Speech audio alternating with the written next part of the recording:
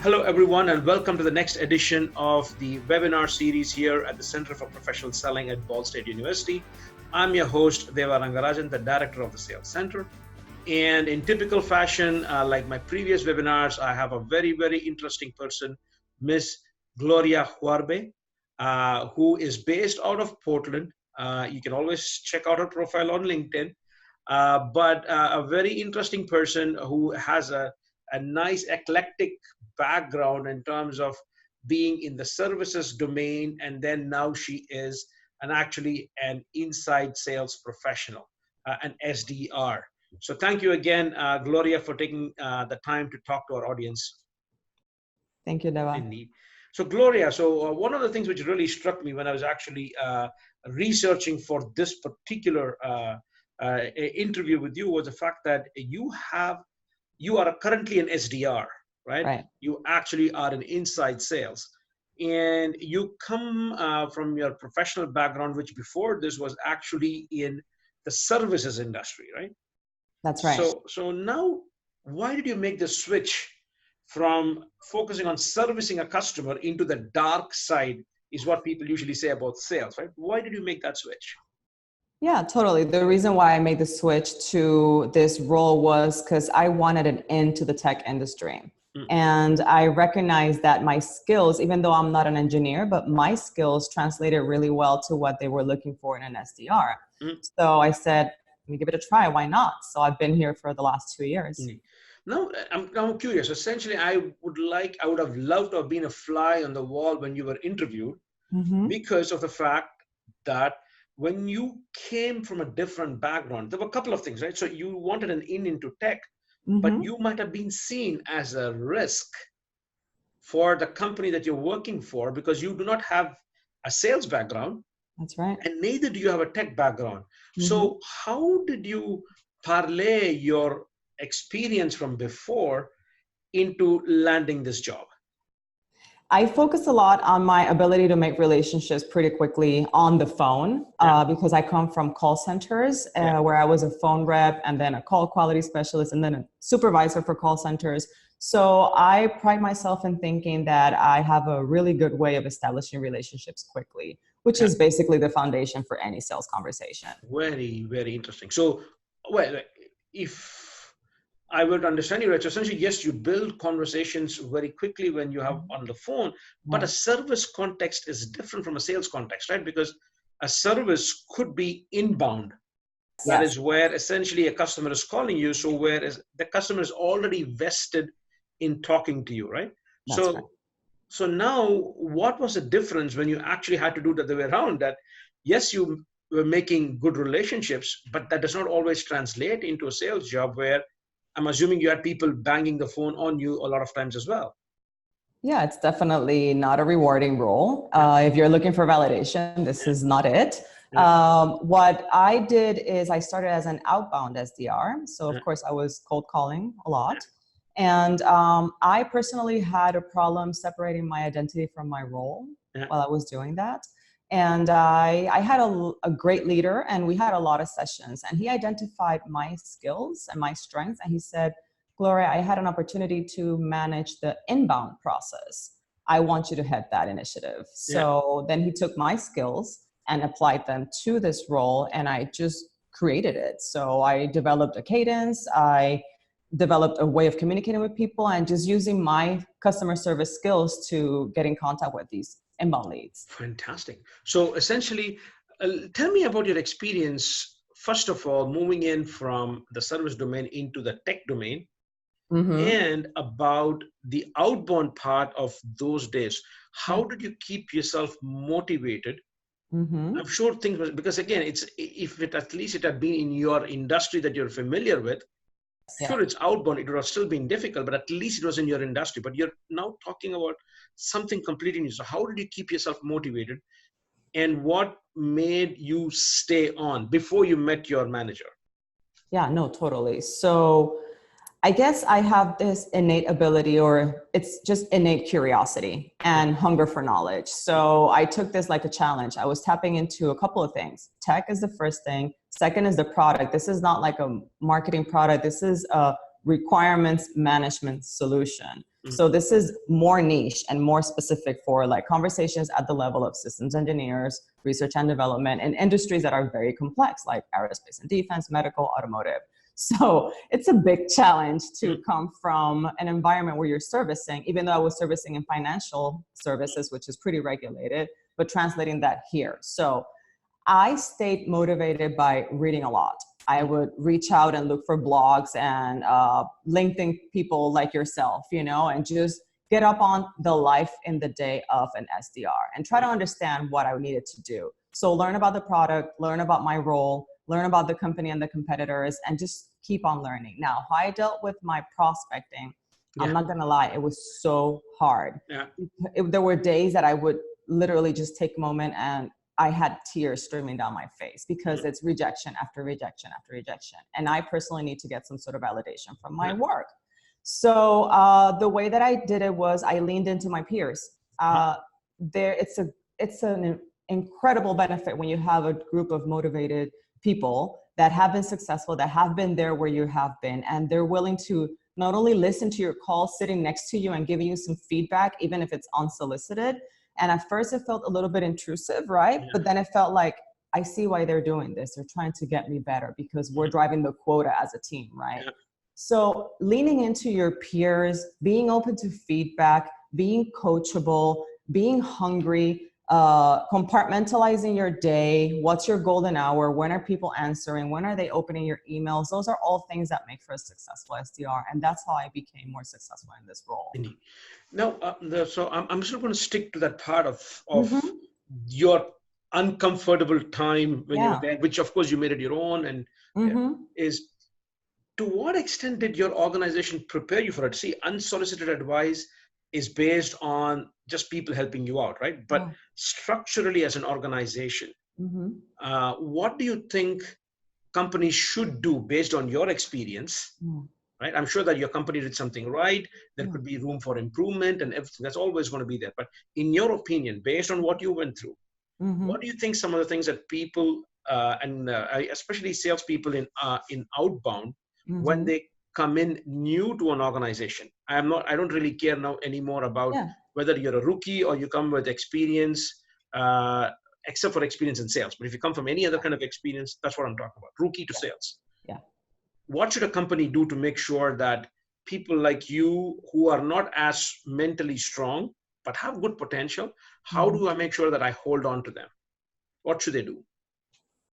I think that checking in with them is so important. Having a manager that is, you don't need a salesperson to be your manager. You need a coach, someone who will take you, identify your assets, right? Your strengths, and build on them and help you believe in yourself, right? So I feel that you need to have someone who's consistently checking in with you with real interest to build you, because it's an investment, right? I mean, how much does it cost to onboard an SDR, you know? So I think that persistent check-ins where you're really trying to build this person up and enable them with what they need. Hey, build them a list in Salesforce. Hey, go here. We have all these contacts, fish in there, you know? Hey, this is how you do this. Just really help them be successful. So if I were to take a look at what you're saying, and I give an artificial kind of distinction between certain hard skills, that is preparing list, what do you prepare for, how do you deal with it, when is the right time to call your prospects, that is one thing that would really help if they do it structurally rather than you relying on the kind of your colleagues stepping in and helping you out unsolicited. That's what you will say. But if it's more structured, it's going to make it a lot better. That's the kind of what I'm saying is the hard part. And the soft part is having a manager who can actually coach you and then help you through this. Now, check in. I think that check-in is critical. Absolutely. Now, one of the things which you said, and I see a lot about this in sales enablement, and I think it is as relevant to an SDR, if it's outbound, inbound, or whatever it is the concept of the fact that as the number of SDRs in an organization grows, you're not going to have as much sales managers as you would normally have in the field sales force, right? At the end of the day, you're going to have more people trying to generate leads, which means that you're going to have more number of SDRs than actually sometimes what you might call AEs or even field sales, right? So when that happens, because of the fact that there are not as many managers to the number of SDRs, there's this talk about peer coaching. That is, a good manager steps in when everything else has taken place. That is, you will identify some people who are good in making a cold call and getting the attention within the first 30 seconds. You have another person who's very good that once they get that, they're very good in asking the right kind of questions. So how can we learn? Is that something that you're observing more, where a manager just steps in and checks in periodically, but you also have more and more structured peer coaching amongst your same level SDRs? I don't think I understand what you're asking here. So as the SDR team grows, then you have less managers. Can you like run Absolutely, that right? And so which means that an SDR team might grow, and essentially you might not have as many managers to be checking in on you as you would like. So people need to take the initiative, right? You're more senior reps. But the fact is that when you talk of unsolicited advice, for me, that's what triggered it. My point is that, but can an organization make it mandatory that before you even talk to a sales manager, that there is a kind of a culture in place where you have to periodically check in with your colleagues, or somebody says, Gloria is the best in terms of building a relationship after the first 30 seconds of introducing yourself. So which means that everybody has to actually get feedback from Gloria. So before even involving a sales manager, because I'm assuming there's going to be a point that the number of managers, number of SDRs to manager ratio is only going to go up. Business growth. That's what I mean. Yeah. So are you asking me if that is happening right now, or if I see value? If you see value in it, and do you see it happening? It doesn't have to be but amongst, I'm sure that you are part of a group of people that you discuss what are best practices. So I'm curious about that. Yeah, totally. From my own experience in other roles, definitely, yes, you want to identify someone who stands out, who is proactive, who is there helping you, who will send stuff to the team on a Slack channel or whatever, just to, hey, I heard about this, this is useful, blah, blah, blah. You want to make sure that, you make yourself available to your peers. But of course, I feel that it happens organically. These people actually identify themselves, right? And then people just lean into them. For example, what you mentioned, people do come to me to ask me, hey, how do you get all this info from these prospects, right? Because I'm the one out there, I'm doing kind of like shorter discovery calls, I'm getting all the info, painting a scenario for my AE to then be successful and run with it. So yes, I think that it does happen organically. And I think that it's an efficient way to manage a team, to have like that buffer before you need to go to a manager. For me, that's very interesting. But for me, I think you've said what I've always have felt, not necessarily experienced, which is when you say organically, but what I'm saying is organizations proactively encouraging this. That's quite different. So essentially, you see that there is a movement. One of the books that I really enjoyed reading, and I don't like reading a lot of business books. It's one of those, you think it's surprising, but I like to listen to people and listen to their experiences, especially in business. But one of the books I really enjoyed was a book called Enablement Mastery by Eli Cohen from Saleshood. And again, that's a sales enablement company. Of course, they have platform, Saleshood. But I like the fact that where he talks a lot about peer coaching. That is, in a time when you might not have the resources or the attention of your manager for whatever reason, either the manager is overworked or they have other things, that an organization might stand to benefit from having peer coaching. And especially if you're there amongst millennials, because there's a lot of studies that say that millennials like to be coached, like to get feedback. And the question is, are they open to feedback from your peers?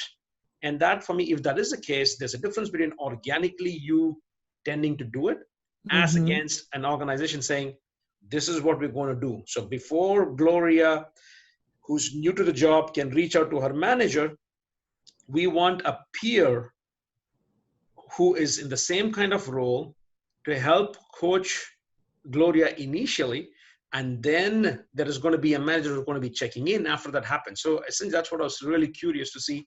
Have you seen that practice amongst other companies where you've heard your friends or colleagues talk about? I haven't seen it. Honestly, haven't seen it. I'm connected with a couple of like tech companies here, and we've had these discussions, and I haven't seen that being like a prescripted thing for them to do. Indeed. What I've seen is, and yes, my peers are mostly millennials, and what I have seen is where they just lean in, like they have a sense of curiosity, and they have no fear of reaching out to the person next to them, you know? So they are very much going to get what they need, you know? And they want to be successful. They're really hungry to achieve their goals. Okay. So now I want to switch gear into the fact that you said that your manager saw something in you that said, maybe you're better off in inbound. Right. What was the point where they identified that? Was that somewhere where you said, enough is enough, I'm not going to do this anymore? Or you proactively went and talked to your manager? Or what should a manager be looking out for to see when they should maybe take people and put them in much more of a comfort zone that they're good at? So I think that one thing that helped him identify my skills was he literally sat right next to me. Like when I joined the company, my desk was next to him. And I think that's a good strategy. The new person sitting next to the manager, you know? So he heard the way that I spoke. He saw the way that I organized my day, how I bucketed things, and how I'm very process driven, right? So he had the opportunity to start working on inbound because we didn't do that before. I mean, we did it, but we didn't do it like operationalized, right? So he said, we're going to own this and I'm going to have you run with it. And I liked it because it's a new thing we're doing and I'm creating a process and how to engage. Okay. So we get a whole bunch of inbound leads. They could be demo requests, contact forms, or trial requests. Who do you reach out to first? That's where my skills, having worked in customer service and dealing with so many different things, help me look at it and say, you know what, out of these three, I think that the person who filled out the form asking for something might be reached out first. And then maybe, you know, a demo, of course, and then a trial, you see? And that's the way that I organize my day. And basically just loading them up, hitting them quickly, and making sure that we connected. Oh, fantastic. And so this inbound stuff that you talk about, right? Now, when you get this information, and I think what you're saying in getting that information is going to be as critical for any SDR role, irrespective of if you're inbound or outbound, because customer information is gold, right? And essentially, if that is the case. So now, can you maybe help me understand why is it so critical that the first touch point for a prospect, which happens to be an SDR, might actually set the stage for eventually the customer experience that they're going to be getting? Can you maybe walk us through that? You see what I mean? So that first contact is going to more or less set something in motion that if you end up getting that customer's experience is going to be matched with what they initially had that conversation with. Can you try to talk me through that? Yeah, it's like, I mean, any service, when you reach out to a company or when a company calls you, and that's the first touch, the first time you maybe learn about them, the first time you learn about their product. So this is the first impression, and how important is that, right? On anything that you do in your daily life. So it's important that you set up the stage. That's how I like to see it, so that your company shines, right? Why not provide a great service at that point? It's such a great opportunity to start building a solid relationship. So I think that is where you actually let the customer know what you're all about and how you're going to make yourself different from the other companies that are out there. Because for me, one of the things which in my head, and now this is my thought, not being in your position at all, but see if what I'm saying kind of makes sense to you or not. Because for me, so let's say you call a customer and the customer calls you, right? Now that is a point where you said you can talk about the way you treat them, that will first of all tell them that they're placing their trust in the right organization. It's the first feeling that they have. But isn't it also the point where that is a point where you can set the stage by asking the right questions and gaining what the customer truly values which will form the backbone of eventually what you will propose to them in terms of value. Definitely, And yeah. the idea being that, of course, you get that right information, and that information is passed on to your AEs without any loss in translation, which then the AEs then have to build on that to provide the right solution, which sets the expectations. And then your customer success have to build on those expectations and deliver. So for me, that is why I really think having your experience from a service domain and building that initial relationship might also help you get the knowledge and information that might be instrumental in crafting your Solution messaging to them. And then hopefully your customer success and your product folks and your technical service folks then delivering on that promise, then leads to your customer satisfaction. So, and that for me is, am I wrong in understanding this, or is it too black or white? No. I think you've actually hit the nail in the head. I mean, when it's funny, my background is in service, but I like to say that my background is in building experiences, you know? So it's like, I want to make sure that the customer is taken care of, the prospect is taken care of, and that we really understand where they're at and where they're wanting to be, so that we can actually work in a joint way to help them, you know? Yeah.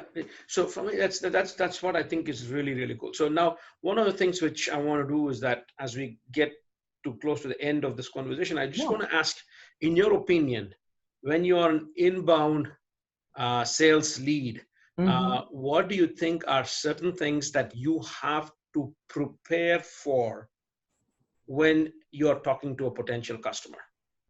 Definitely. So a couple of things that I do on my pre-work is I will look for the person in LinkedIn. I will have an idea of where they've been.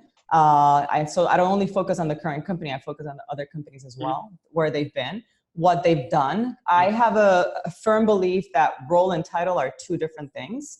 So I always like to ask them, like, okay, I see your title is this, but what is your level of involvement with X, Y, and Z, you know? I like to do that pre-work and just be ready. And then when I do my inbound motion, I basically start my conversation with two questions. What I ask is, hey, how did you hear of us? Because remember, they're coming to me. What I'm trying to get there is, was it a recent event that was successful? Are we trending in the industry? Was our marketing successful, you know? And then, okay, now help me understand what your current scenario looks like and why you think that we can help you. And I just let them talk. And then we just keep diving down the funnel, right? I mean, the pain funnel, if you want to call it that. And then that gives me a pretty clear idea without being intrusive of where they're at and where they're wanting to be. And also gives me the ability of not having them dive super technical that I cannot help them, right? So that's my strategy. And for example, what was one of the things is that for a lot of people who might be listening to this, who might be considering a job in SDR or in tech sales, especially mid-career or not the first point in their career. Mid-career bad thing. These days, if you're going to work till 90 or 80, then of course, what is mid-career? So you mean what I mean? If it was not your first choice and you come from a different background, then you're dealing with a bunch of millennials who are out there. I should be careful that you could still be in your second job today and be a millennial too. That's right. What I mean by that is that you're being an older millennial. So how do you try and make sure that when you have that difference, what kind of a mindset should you be going in, knowing that you're maybe working with people who are much younger to you, probably are performing much better on that job, not on your capability on there. How would you go with the mindset? What would you keep in mind? My suggestion is stay humble, really, and realize that you always are learning. I mean, you don't know everything. You could have been in the workforce for 15, 20 years. This is completely different. People learn differently. So I guess just stay humble, keep an open mind, and be hungry for knowledge. Well, thank you, Gloria. Thank you so much for sharing some of your experiences and with the audience. And I think it's really fantastic that you followed what you wanted. You want to move towards tech. And even if it meant going out of your comfort zone, especially moving into sales, when people usually say, I've done my time in sales, I want to get away from sales, it's just fantastic to hear your story. But more importantly, what a critical role that the SDR function plays. And I am beginning to realize I come from a time when outbound was everything. When I mean outbound, I'm now not talking about outbound as you say outbound in tech. I'm talking about field sales, Gotcha. visiting customers. And that is the kind of world that I come from, I'm more familiar with. And it's just phenomenal to actually see that there are so many interesting careers in sales that all you have to do is keep an open mind, be humble, have a learning attitude, and understand that even in sales, having a process-oriented thinking is actually not bad. It actually might come to help you in structuring your thoughts and your processes as well. Definitely. Thank you so much for your time, Gloria, and I hope to be in touch with you and see wonderful things about you on LinkedIn as well. Thank you, Deva.